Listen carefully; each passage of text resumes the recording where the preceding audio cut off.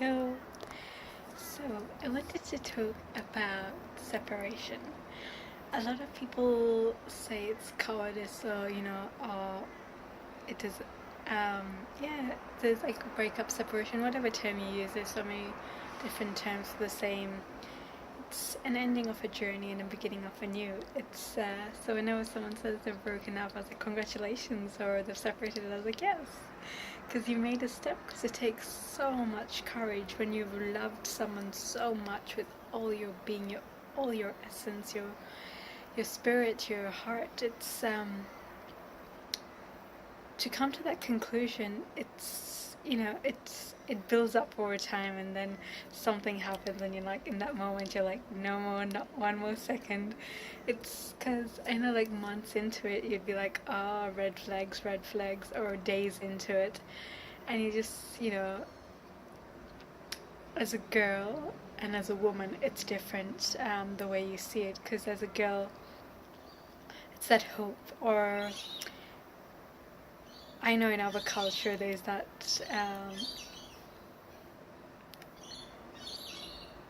value of stay in it no matter what, stick through it no matter what. Especially like the divorce rate, or the amount of people getting divorced in Kenya growing up. I remember, well, like, hardly any. It's you didn't even I didn't even really know the term till I moved to Australia, and it's I feel if you're staying for the right reasons, that's okay. If you're staying for the wrong reasons, like, you intrinsically know you're not in the right place. And people say, like, example, that if you have kids, that you should stay in it no matter what. And I remember growing up, that's, that was one of the main thing, like, oh, they have kids, they should it's good that they've stayed together even though they have XYZW problems going on. Because yes, stability for kids is important completely. They need a stable place, stable environment, know that they're loved. However, not at the sacrifice, because then I feel that it's teaching the kids that you stay in it no matter what, even if you're really unhappy, even if your needs are not being met, even if you can't sleep, like. And I think that also brings about issues with abuse and everything, people staying it no matter what, because we're taught that we're supposed to stay no matter what. And no, you're worthy of everything you wish and desire. And yes, if both of you want to make it work, that's different.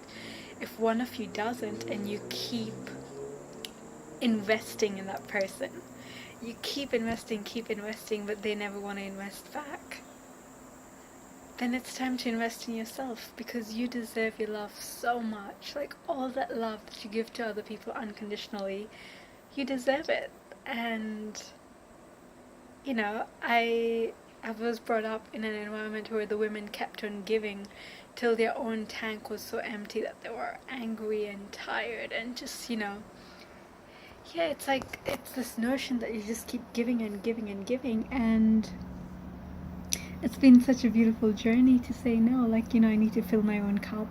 I need to be with people who respect me, appreciate me, love me. So when someone's going through a separation, be supportive. It's a hard decision to take. It's a hard step.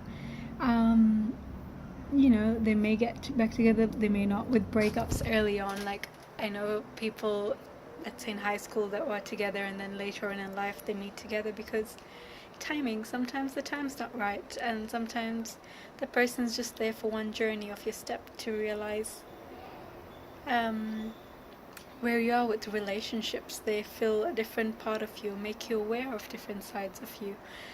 And so just, appreciate that journey you had with them. It's so beautiful when you look at how two people can love each other so much, and honor that. When you leave separate,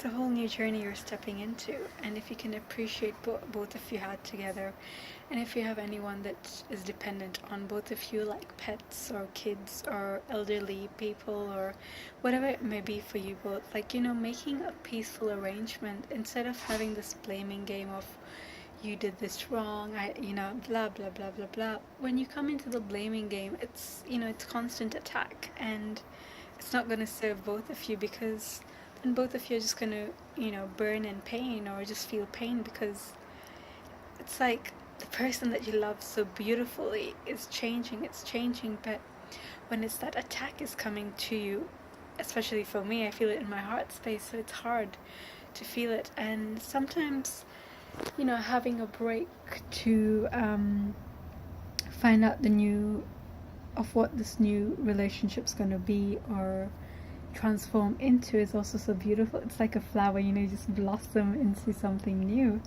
And if you can maintain that, and both of you can appreciate the friendship and the journey you've both been with together, and see that it's time for a new one, then it's beautiful for both of you, because it's like birds, like you're together and then you fly off to different destinations, and keep in touch if you want to, don't. It's just see every relationship has a different rhythm, a different heartbeat, and appreciate the love for what it is, instead of beating yourself up as well. Like, you're like, oh, I saw the red flag that I should have left at XYZ time. And you know what? All of us, that's a lesson that all of us learn, is staying in it and then working through it, and then realizing that, you're investing in the wrong person or at the wrong time. And there's no point beating yourself up about it. That's another lesson I've learned as well, and I'm learning, is to be gentle on myself. And I have beautiful people around me which make me, which show me, shed light on how hard I am on myself, or how much softer it's just, they're just such gentle, beautiful beings in my life. And I thank God and the universe and the angels for bringing them into my life, because I didn't realize how hard I was on myself sometimes. Because you feel like you have to fulfill so many different parts of you, and I'm learning. I'm young. I forget I'm young sometimes. So just honor yourself, be gentle on yourself, and in divine time all answers will be revealed. They always are revealed.